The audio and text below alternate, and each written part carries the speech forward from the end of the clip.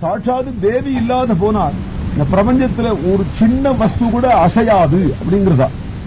பகவானுடைய சக்தின்னு சொன்னா பிரபஞ்சம் முறை எப்படி நடக்கிறதுன்னு நம்ம கேட்கிறோம். பிரபஞ்சம் முறை எப்படி நடக்குதுன்னு கேட்டா பகவானுடைய சக்தியால நடக்கிறது அப்படின்னாலே சொல்றோம். அப்படி நடக்குதுன்னு சொன்னோம். ஆனால் ஒரு திருணம் அசைஞ்சாலும் புல்லு அசைஞ்சாலும் கூட அவனுடைய சக்தியான தேவியால நடக்கிறது அப்படின்னு தானே சொல்லணும். அதனால பகவானை விட்டு பகவானுடைய சக்தி இல்லை, பகவத் சக்தியை விட்டு பகவான் தனியா இல்லை.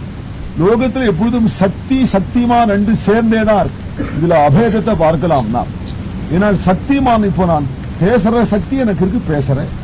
அந்த பேசுற சக்திங்கிறது என்னை தவிர தனியா இருக்காது. அந்த பேசுற சக்தி உடையவனா இருப்பதனாலே நான் பேசுறவன் அப்படின்னு ஆகிறது போல ராதை கிருஷ்ணன் இந்த ரெண்டு பேரையும் தனியா பிரிக்க முடியாது. இந்த ரெண்டு பேரும் சேர்ந்தேதான் பிரபஞ்சம் பூரா வியாபிச்சிருக்கார்.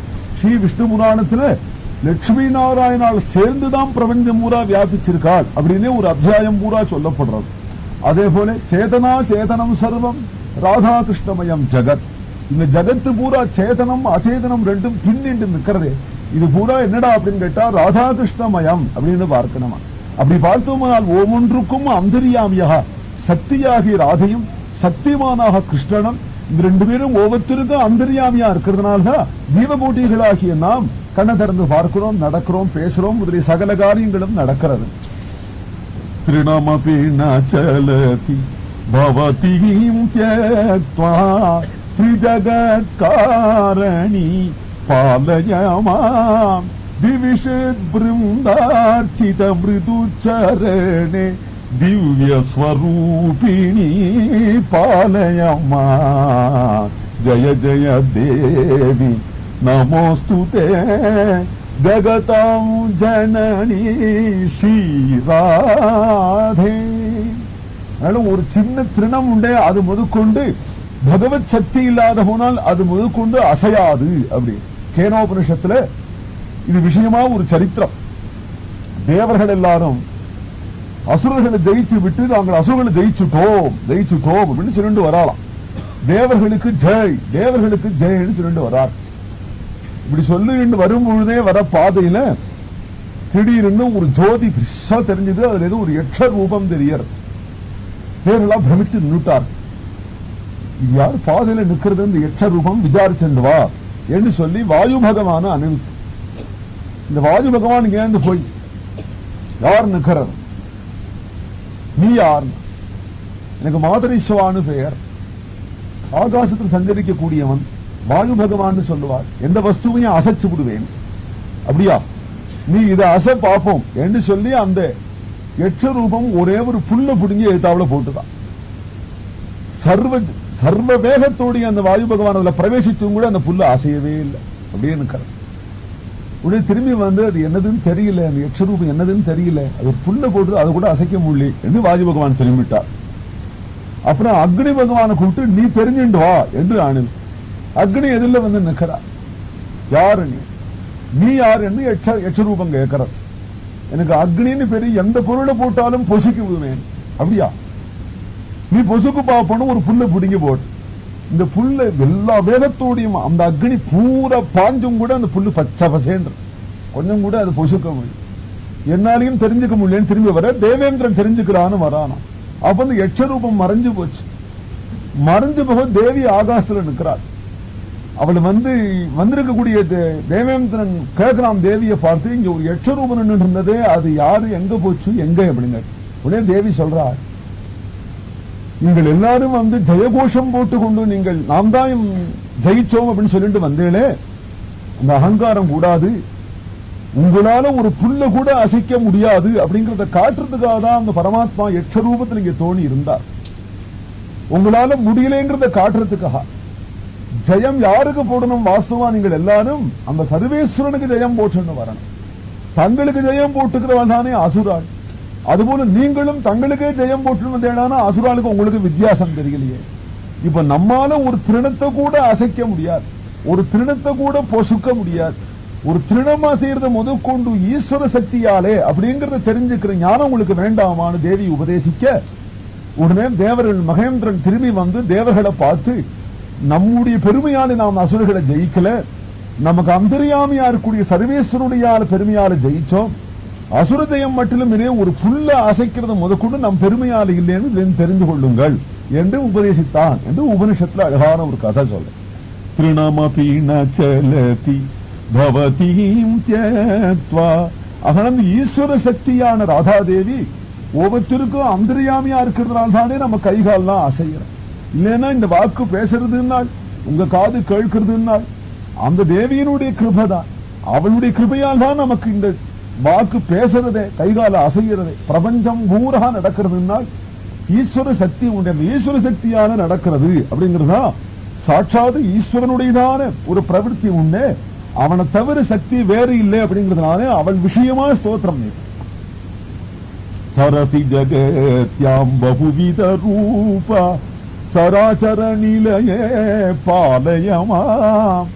ஜகத்திலே பகுரூபமாக அவள் ஸ்வரூபத்தை தரிச்சிருக்கிறார். அப்படி ஒரு பாகவதன் எந்த ஸ்திரீகளை பார்த்தாலும் ராதையாவும் ருக்குணியுமாவே பாவிக்கணும் அப்படிங்கிற பாவத்துல பார்க்கணும்.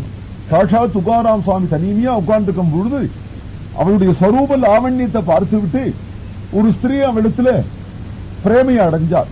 அதனால தனியா வந்து பார்க்கணும்னு வந்து நிற்கலாம், தனிமையா பேசணும். கீர்த்தனம் பண்ணிட்டே ஒரு கண்ணை திறந்து பார்த்தார். உடனே தம்புராவை கீழே வச்சுட்டு சாஷ்டங்கா நமஸ்கரிச்சுட்டு உடனே ருக்மிணி தேவிதான் வந்திருக்கியா அப்படிங்கிறாரா. ஏன்னா சாட்சாத்து லோகத்துல எந்தெந்த ஸ்திரீகளை பார்க்கிறோமோ அந்தந்த ஸ்திரீகளை தேவியினுடைய ஸ்வரூபமாக பாவிக்கணும். தேவியே பலவேறு ஸ்வரூபங்களே நமக்கு தோணுகிறாள் அப்படிங்கிற பிரேமையோட பார்க்க. சரசி ஜகத்யாம் பகுவித ரூபா. இப்படி பகுவித ரூபமாக தேவியே நிற்கிறாள். ஜகதிதமகிலம் தவரூபேண வியாப்தம் பகவதி பாலயமாம். இந்த ஜகத்து பூரா அவளுடைய திவ்ய விபவ ரூபத்தினாலே விபூதி ரூபத்தினாலே வியாபிக்கப்பட்டிருக்கு என்று அப்படி ஸ்தோத்திரம். ராதையினுடைய தத்துவத்தை சொல்லக்கூடியதான ஸ்தோத்திரமா இது. ராசவிகாரிணி நமோ நமோ ரட்சமாம் ஜனனி நமோ நமோ தாச ஜன பிரிய நமோ நமோ தாஸ்யம் தேஹி நமோ நமோ ராசவிகாரிணி நமோ நமோ. ராதாதேவியினுடைய உயர்ந்த ஸ்தானம். பகவான் சாட்சாது வைகுண்டபதி மகாவைகுண்டத்துல நாராயணன் மகாலட்சுமியோட இருக்கான். பகவானுக்கு அநேக லீலா வைகுண்டங்கள் உண்டு. ஸ்வேத தீபம் பூலோக வைகுண்டம்னு ஸ்ரீரங்கத்தை சொல்றோம். ஸ்வேத தீபம் ஒரு வைகுண்டம்னு சொல்லப்படுறது. இது போல லீலா வைகுண்டங்கள் பல உண்டு பகவானுக்கு. அதுபோல பகவானுடைய லீலா வைகுண்டத்துல ஒன்றுதான் கோலோகம் அப்படின்னு சொல்லப்படுறது. அதுபோல ராமபக்தாலாம் திவ்ய சாகேதம் அப்படின்னு சொல்லுவார். அதுவும் பகவானுடைய லீலா வைகுண்டம் அப்படின்னு சொல்லணும். வைகுண்டத்தினுடையவே ஸ்வரூபம் இதெல்லாம் அப்படின்னு அபிமானத்தால சொல்றார். மகா வைகுண்டங்கிறது தனி. அங்க சாபங்கூபம் ஒண்ணும் கிடையாது. அங்க தேவதியாளுடைய சாபம் கிடைச்சது சனகாதிகளாலே அப்படிங்கிற கதையெல்லாம் இருக்கு இல்லையா, அதெல்லாம் லீலா வைகுண்டத்து கதை. மகா வைகுண்டத்துல ஒரு விதமான விவகாரம் கிடையாது. அங்க எப்போதும் சுத்த பிரம்மானுபவம் தான். ஆனா அது கிட்ட போகக்கூடாது. பாக்கி என்னென்ன லீலைகள்லாம் இருக்கோ அதெல்லாம் கீழே.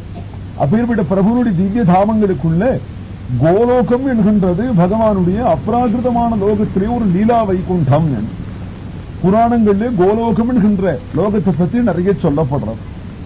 அந்த கோலோகம் திவ்ய கோலோகத்துல ராதாதேவி தான் மகாராணியா இருக்கிறாள். நிவசதி கோலோகே ராதாதேவி நிவசதி கோலோகே ராச மண்டல கலித கிரீடா ரசரூபிணி கருணானீடா. பகவானுடைய திவ்யதாமங்கள்லாம் மகாபிரளயத்திலேயே அழியறதில்லை. ஆபிரம்ம புவனாலோகா புனராவர்த்தினோர்ஜுனா அப்படின்னு பிரம்மலோக பரியந்தமான லோகங்களுக்கெல்லாம் அழிவு உண்டு மகாபிரளயத்தை.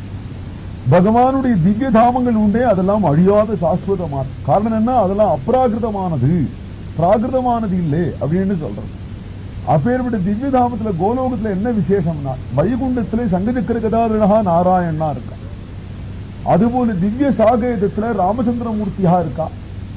திவ்ய கோலோகத்துல கிருஷ்ணனஹா முரளிதரனஹா திவிடோ முரளிதரஹா அப்படின்னு ரெண்டு கையோட நீலமிக சியாமனஹா பீதாம்பரனஹா வேணுகானம் பண்ணி கொண்டு நிற்கிறார்.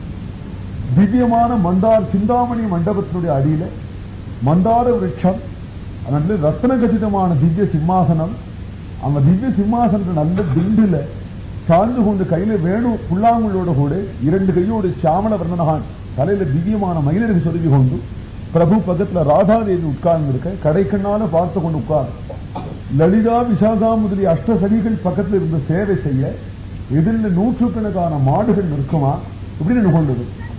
இங்க யார் பகவான் இடத்துல வாத்சல்ய பாவத்தோடு பக்தி பண்ணுவாளோ அவர்கள் மோட்சத்தை விரும்பாத பக்தி பண்ணுவாளானா சுத்த கிருஷ்ண பக்தாளா இருந்தா வாத்சல்ய பக்தியோடு பக்தி பண்றவர்கள் அந்த யசோதை இருக்காளா கோலோகத்துல அந்த யசோதையோடு கூட இருந்து கிருஷ்ணனிடத்துல வாத்சல்யத்தை காட்டிருப்பார். காலகதி ஆனதும் மதுரபாவத்திலே பக்தி பண்ணினவர்கள் ராதையினுடைய சகியாக ஆகி ராசமண்டலத்திலே கிருஷ்ணனுக்கு கைங்கரியம் பண்ணிருப்பார். கிருஷ்ணனிடத்துல சக்கிய பாவத்துல பக்தி பண்ணிட்டு இருந்தவர்கள் ஸ்ரீராமா முதலியவர்களாம் கோலோகத்தை அடைஞ்சிருக்கார்கள். அவர்களோட மாடு மேய்ச்சிருப்பாளாம் நித்தியப்படி அங்க. அதுபோல தாசபாவத்துல அக்ரூரன் உத்தவரிவாள போல பக்தி பண்ணிட்டு இருந்தவர்கள் கோலோகம் போய் கிருஷ்ண கைங்கரியம் பண்ணிட்டு இருப்பார்.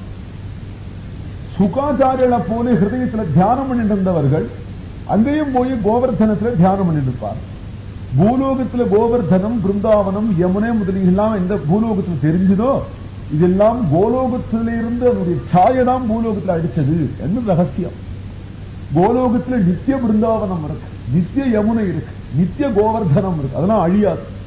பகவானுக்கு ஒரு சமயம் தோணித்து இப்பேற்பட்ட ஆச்சரியமான ஒரு தாமம் இருக்கு அப்படிங்கறத பூலோகத்துல காட்டினாதானே அவளுக்கு அங்க வரணும்னு தோணும். அதை கொஞ்ச நாள் பூலோகத்துல காட்டுவோமே அப்படின்னு நினைச்சு இப்ப பூலோகத்துல காண்பிச்சிருக்காராம். இப்பொழுது நாம் பார்க்கிற பிருந்தாவனமாக. ஆனா அழியாத பிருந்தாவனம் இருக்கு கோலோகத்துல. அங்குதான் பகவான் நித்திய லீலை பண்ணிருக்கா. பகவானுடைய லீலைகள்ல 2 விதமான லீலை. நித்திய லீலை அப்படின்னு சொன்னால் மாடு மேய்க்கிறது, வெண்ணெய் திருடுறது, பகவான் குழல் உதறது, ராசலீலை பண்றது, நிகுஞ்சோத்சவம் முதலிதான் நித்திய லீலை என்று சொல்லலாம். விவகார லீலை அப்படின்னு சொன்னால் எப்பொழுதாவது ஒரு சம்பதி, அதாவது காளிய நர்த்தனம், கோவர்தனோத்தாரணம், கம்சவதம், இதெல்லாம் விவகார லீலை. இது நித்தியம் கிடையாது. நித்தியம் கம்சவதம் பண்ணுவானா? கம்சம் போயிட்டாங்க, ஒரு குத்திலையும் போயிட்டாங்க. நித்தியம் கம்சவதம் பண்ண முடியாது. நித்தியம் கோவர்தனம் கொடைபிடிக்க வேண்டிய அவசியம் கிடையாது. இதெல்லாம் நித்திய லீலை இல்லை. நித்திய லீலைன்னா டோலோத்சவம் நித்திய லீலை, ராசோத்சவம் நித்திய லீலை. நித்தியம் ராச விலாச கிருதி. ஒரு நாள் ராசலீலை இல்லை. பகவானபி தாராத்ரீஹி என்று பாகவத்தில் ஆரம்பிக்கும் போதே பல ராத்திரிகள் செய்தார் இதுதான் ஆரம்பிக்கும். நிகுஞ்ச லீலை அப்படின்னு சொன்னா பகவான் நிகுஞ்சத்துல ராசலீலை மத்தியில நிகுஞ்சத்துல போய் ராதையோடு கேலி விலாசங்கள் பண்றானே இந்த நிகுஞ்ச லீலை. ஊஞ்சல் ஆடுறது, பந்து விளையாடுறது, கோலாட்டம் அடிக்கிறது, குழல் ஊதுறது முதலிதான மதுரமான லீலைகள். கோபிகளிடத்திலிருந்து தயிர்பாலும் என்ன திருடுறது முதலிதான மதுரமான லீலைகளை மட்டிலும் நித்தியப்படி பகவான் செஞ்சிருக்காராம் அந்த கோலோகத்துல.